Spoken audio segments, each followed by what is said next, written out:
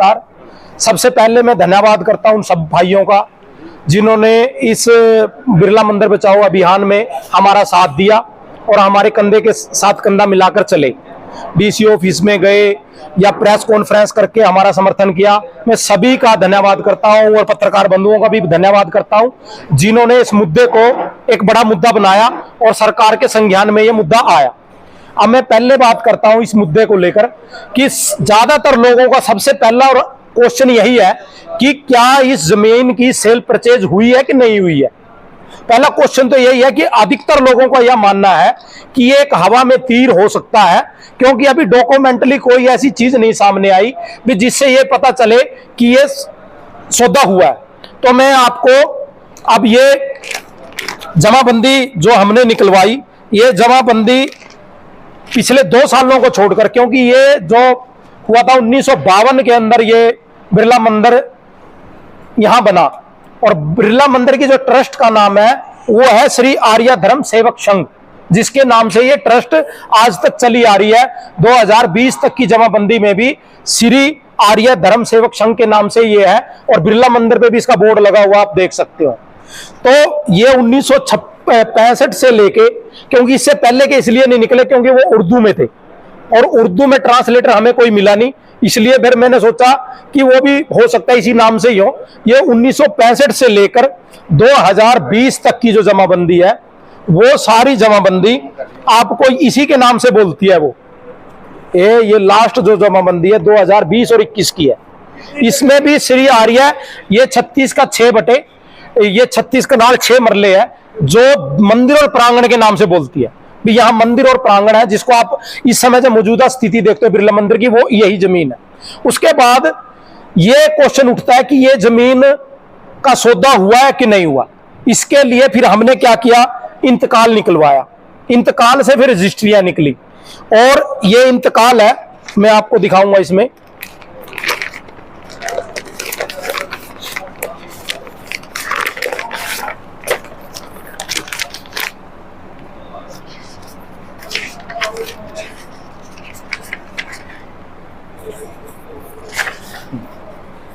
ये इंतकाल देखिए, ये इंतकाल आप देख सकते हैं। ये श्री आर्य धर्म सेवक संघ जिसके नाम से शुरू से ये बोल रही है रजिस्ट्री, भाई मतलब ये प्रॉपर्टी इनकी है। उसके बाद आप देख सकते हो श्री ब्रह्मपुरी अनट्रस्ट के नाम से ये हुई है सौदा। ये हुआ 23/5/2023 को, मतलब 23 मई 2023 को ये सौदा हुआ ब्रह्मपुरी ट्रस्ट के नाम। और ये जमीन है 1019 गज, 1019 गज का ये सौदा हुआ है। तो अब जो लेटेस्ट ये भी सारा बिरला मंदिर पे जो प्लॉटिंग करने की तैयारी थी वो क्यों नहीं आई, क्योंकि उसका भी इंतकाल नहीं चढ़ा था और उसकी जमाबंदी 2025 में आएगी। नहीं, ये जो पिछली है वो तो निकल गई लेकिन आगे वाली नहीं आई, जमाबंदी में शो नहीं हुई। ये आप साफ देख सकते हो ये हुआ। उसके बाद ब्रह्मपुरी ट्रस्ट ने ये देखा, चिरंजीपुरी महाराज ने भी, ये रजिस्ट्री वैलिड है कि नहीं है। उसके बाद अब जो लेटेस्ट महीना जो चला हुआ आपका 24/6/2024, इसमें एक सुनीता नाम के लेडीज को फिर एक रजिस्ट्री कराई गई है 66 गज की, 66 गज की रजिस्ट्री कराई गई है। वो आपको ये इंतकाल आप ये देख सकते हो सुनीता देवी वाला भी, ये सुनीता देवी के नाम से आगे चढ़ी हुई है रजिस्ट्री। तो अब मेरा मेन कहना आपका यह है कि ये तो कन्फर्म है कि ये रजिस्ट्री हुई है। अब मैं आपको रजिस्ट्री दिखाता हूं, 2 रजिस्ट्री है इसमें। पहली रजिस्ट्री तो है बाबा जी के नाम, ये 1 करोड़ रुपए की राशि रखी गई है और इस रजिस्ट्री को कराया गया, ये आप देख सकते हो 1019 वर्ग गज, ये आप इसको साफ देख सकते हो 1019 वर्ग गज। और इसमें क्रेता और विक्रेता को आप साफ देख सकते हो, ये देख लीजिए, ये क्रेता ब्रह्मपुरी जी की आप तस्वीर देख सकते हो, ये चिरंजीपुरी महाराज की तस्वीर आपको दिख रही होगी। और ये विक्रेता है जो प्रदीप मिश्रा के नाम से जो ट्रस्टी है, ये आप देख सकते हो, ये ट्रस्टी बनके ये सौदा हुआ 1029 गज में। इसमें जो इसका दिया गया है, इसमें स्पष्ट दिया गया है, इसमें जो हवाला दिया गया है, इसमें साफ कहा गया है कि पश्चिम में सरेआम सड़क यानी कि जाट धर्मशाला, पीछे मंदिर, साइड में मंदिर की जमीन और साइड में मंदिर की जमीन। अगर आप शहरवासी सभी जानते हो तो ये संस्कृत वेद विद्यालय प्रिंसिपल जी का जो क्वार्टर था जो था जहां व्यायामशाला है, ये वो जमीन है 1019 गज। इसी में से आगे एक सुनीता देवी के नाम बेची गई है। अब आप देख सकते हो, और इसमें क्या हवाला दिया गया है जो बिरला ट्रस्ट की तरफ से भी, जो ये 1 करोड़ रुपए हमें प्राप्त हुआ है अब मंदिर की रेनोवेशन और मंदिर की देख रेख के लिए। आप इसमें दूसरा बड़ा घपला मैं आपको बताता हूं। आप दूसरी रजिस्ट्री देखिए, अब ये दूसरी रजिस्ट्री है सुनीता देवी के नाम।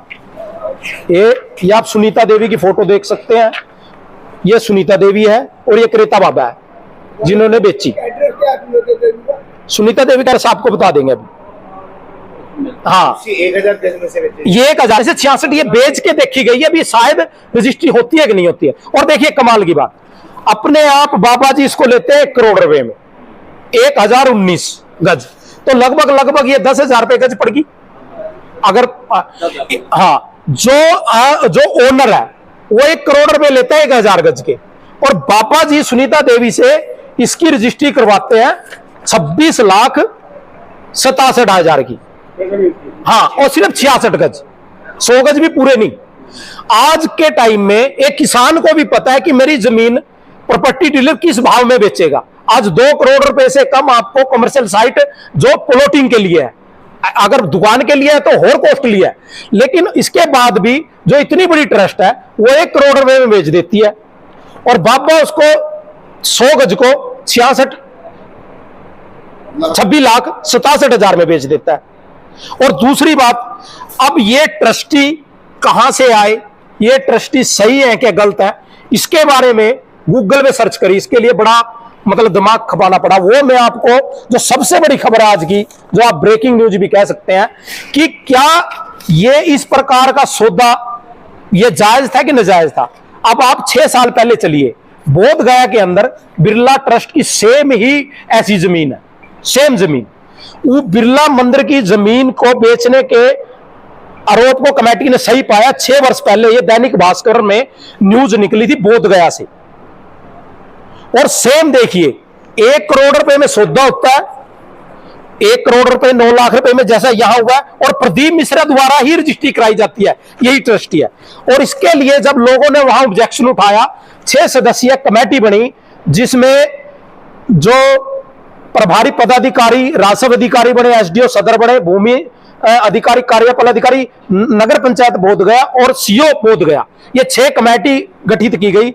6 में से जब इन्होंने इसका वो किया गया तो इसमें यह पाया गया कि ये जो विनोद मिश्र है, जो अटर्नी ऑफ होल्डर है, ये धर्मशाला के नाम से इसने ये कहा, जब इससे बयान लिए गए भी, आपने जो ये कहा भी हमारी कोई वहां जमीन नहीं है, हमारी तो धर्म सेवक धर्म जो आर्य सेवक धर्म के नाम से प्रॉपर्टी है। जबकि जब वहां जब लेखाधिकारी गए, सेम आपकी कुरुक्षेत्र वाला सेम पैटर्न हुआ वहां, सेम की सेम। फिर जब उसने वहां जब अधिकारी पाए तो उन्होंने देखा कि बिरला मंदिर के नाम से ही बिरला बोर्ड और दीवार पर लिखा हुआ है। मैं आपको कल दिखा देता हूं, कल मैंने वहां फोटो खींची, आप उसमें देख सकते हो, आप पीछे जाके देख सकते हो, बिरला धर्मशाला एवं वहां लिखा हुआ है। लेकिन इस ट्रस्टी ने यह जमीन बेची तो उसको यहां गलत पाया गया, गलत पाने के बाद इसको खारिज किया गया, और फिर कई प्रश्न खड़े हुए। अगर बिरला के नाम से जमीन बेची गई है तो अन्य ट्रस्टी, जब उस समय ट्रस्ट बना तो अन्य ट्रस्टी कहां गई, इसको अकेले आदमी को पावर कैसे मिली। और जब अन्य ट्रस्टी थे तो सबके जिस तरह से अगर ट्रांसफर करना था तो जब ये ट्रांसफर के समय सभी ट्रस्टियों के साइन क्यों नहीं है। और ऐसी ही बात कुरुक्षेत्र के अंदर है, यहां भी सेम ही व्यक्ति है, जो कराने वाला है, जो आपको मैंने रजिस्ट्री के अंदर फोटो दिखाई, वही विनोद मिश्रा है। और इसके अंदर अब सबसे बड़ी बात, मतलब जो ये कहते थे कुरुक्षेत्र में भी ये जमीन का सौदा हुआ है कि नहीं हुआ, वो सौदा आपको मैंने विद प्रूफ के साथ दिखा दिया भी, ये सौदा, ये रजिस्ट्री, ये इंतकाल। और सबसे बड़ी विडंबना, किसी पत्रकार बंधु ने विधायक साहब से भी पूछा कि आपके संज्ञान में ये मामला है। आश्चर्य की बात देखिए, उन्होंने कहा बिरला मंदिर का मामला मेरे संज्ञान में नहीं है। देखिए, बिना रजिस्ट्री एनडीसी के कैसे हो सकती है, पहला प्रश्न।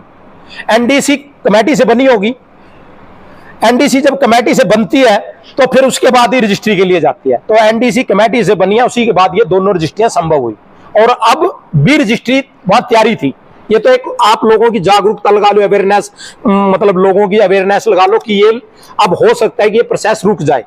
और दूसरी बात ये, एक ट्रस्ट उस व्यक्ति को बेच रहा है जिसका कॉमर्शियल साइट काटने का, जिसकी मैनिफेस्टो में, अगर संविधान उसके ब्रह्मपुरी ट्रस्ट का देखो, उसके अंदर उसके मैनिफेस्टो में लिखा हुआ है कि हम कमर्शियल कहीं भी चीज काट सकते हैं, हमारा ट्रस्ट काट सकता है भी। अगर आपने ये चीज देनी थी, अगर आपको पैसे की जरूरत थी, बिरला ट्रस्ट को पैसे की जरूरत थी, वो किसी संत समाज से, साधु समाज से या लोकल लोगों से बात करता भी इसकी मरम्मत के लिए। हजारों लोग, हजारों हाथ इसकी हेल्प के लिए आते बिरला मंदिर की। आप 1 करोड़ रुपए लेते हो 1000 गज का, हो सकता है कि इसके बाद भी अगर सरकार चाहे, देखो मेरा काम था एक प्रूफ देना, मैंने प्रूफ आपको एक बिल्कुल टेक्निकल रूप से दिया है जिसको कोई झुठला नहीं सकता। तो अब इसके बाद अगर डीसी साहब चाहें तो इसका संज्ञान ले, जैसे बोध गया के अंदर हुआ, एक कमेटी गठित की जाए आला बड़े अफसरों के साथ, और उस कमेटी के अंदर ये पूरा मामला देखा जाए, और इन व्यक्तियों की मतलब केवल मामले के साथ इसको रजिस्ट्रियों को कैंसिल ना किया जाए। ये पता नहीं कहां कहां इस प्रकार के सौदे होते हैं, जो जो इसमें इन्वॉल्व है उनके खिलाफ मुकदमा भी दर्ज किया जाए 420।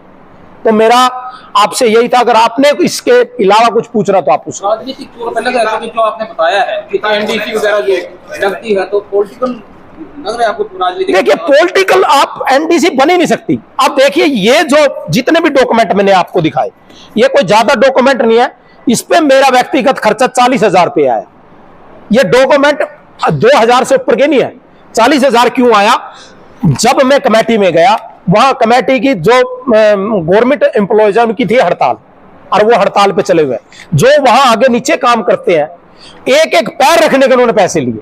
भाई साहब मैं तो मतलब हड़ताल है जी, आप जाइए। भाई साहब मेरे को बहुत जरूरी है ये, अगर मतलब डीसी साहब इसमें संज्ञान नहीं लेते तो हम किस माध्यम से, लोगों को यही लगेगा कि ये शायद हवाई तीर है या ट्रस्ट को बदनाम करने की बात है। क्योंकि एक न्यूज़पेपर में आपने देखा भी होगा, राजकुमार जो मैनेजर है उसके द्वारा ये कहा गया है कि ये एक अफवाह है और हमने इस प्रकार की कोई सेल परचेज नहीं की, तो ये बात सच साबित हो जाती।